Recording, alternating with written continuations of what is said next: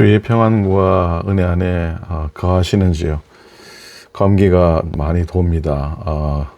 감기 조심하시고 독감도 조심하시면서 평안히 지내시기 바랍니다. 오늘 목요일 3월 21일 사순절 32번째 날이기도 합니다. 묵상하면서 주시는 은혜 가운데 나아갈 수 있기를 바랍니다. 오늘 묵상의 제목은 십자가에는 세 가지가 없다라는 제목입니다. 십자가에는 세 가지가 없다. 오늘은 십자가의 산무에 대해서 한번 묵상해 봅니다. 사람에게 가장 필요한 것들 중에서도 물과 공기는 가장 중요한 거죠. 그런데 이 물과 공기의 특징을 꼽으라 그러면은 무색, 무취, 무미, 산무라고 합니다. 우리가 보통 주식으로 먹는 음식을 생각해 봅니다. 우리 같으면은 쌀, 밥이죠.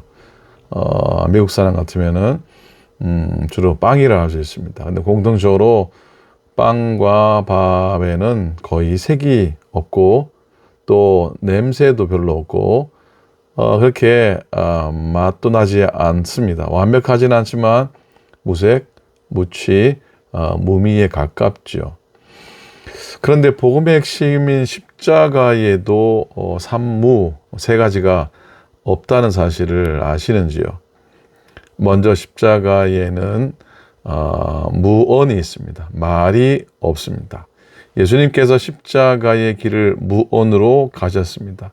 주님이 대사장과 빌라도에게 신문을 받으실 때도 입을 열지 않으셨습니다. 은혜를 아는 사람은 말이 없습니다. 요한복음 12장에 보니 향유를 부어 자기의 머리카락으로 예수님의 발을 닦으셨던 여인은 처음부터 끝까지 아무 말이 없습니다.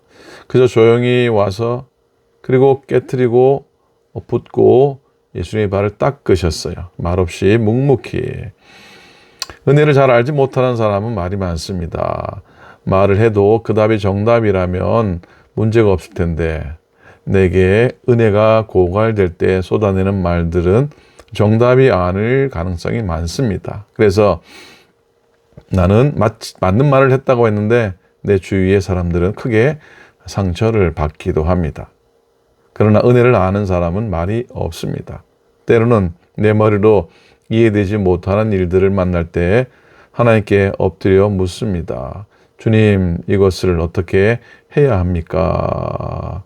말소리를 내지 않습니다. 소리가 난다면 그저 눈물을 흘리며 기도하는 소리일 뿐입니다.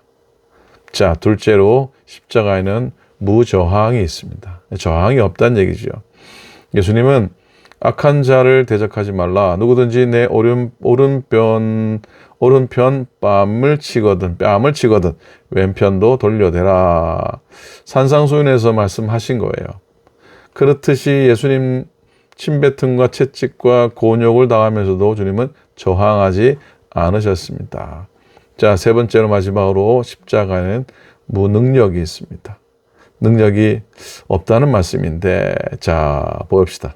광야에서 시험 받을 때에 사단은 예수님께 네가 정말 하나님의 아들이라면 성전 꼭대기에서 뛰어내려 보라고 했습니다. 그러나 예수님은 하나님의 아들로서의 능력을 사용하지 않으시고도 사단의 시험을 물리치셨습니다.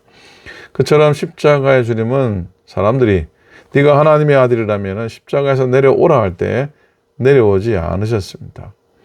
남을 구원한다면 먼저 너 자신을 구원해 보라 할 때도 주님은 가만히 계셨습니다.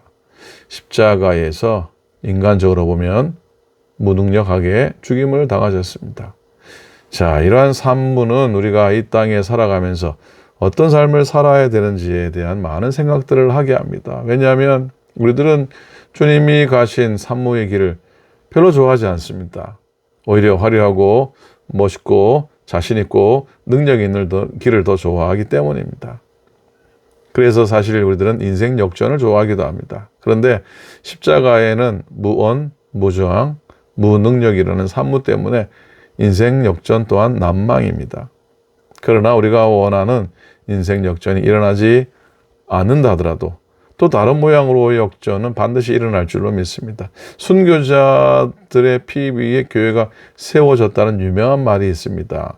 그분들의 고난은 정말로 헛되이 값없이 보였고 아무도 주목하지 않았지만 오히려 그들의 피가 이 땅에 수많은 교회를 세우게 되는데 밑거름이 되었습니다. 십자가를 지는 삶 자체, 거기서 얻어지는 영광이 있습니다. 거기서 얻어지는 구원의 열매가 있습니다. 그 십자가를 지고 가는 삶을 보면서 사람들이 감동을 받고 그들의 영혼의 구원의 역사가 일어나는 줄로 믿습니다. 자, 인생 역정과는 거리가 먼 듯해 보이는 십자가 인생, 산무의 인생이 전혀 의미 없지 않다는 걸 증명해 보이는 우리가 되기를 소원합니다.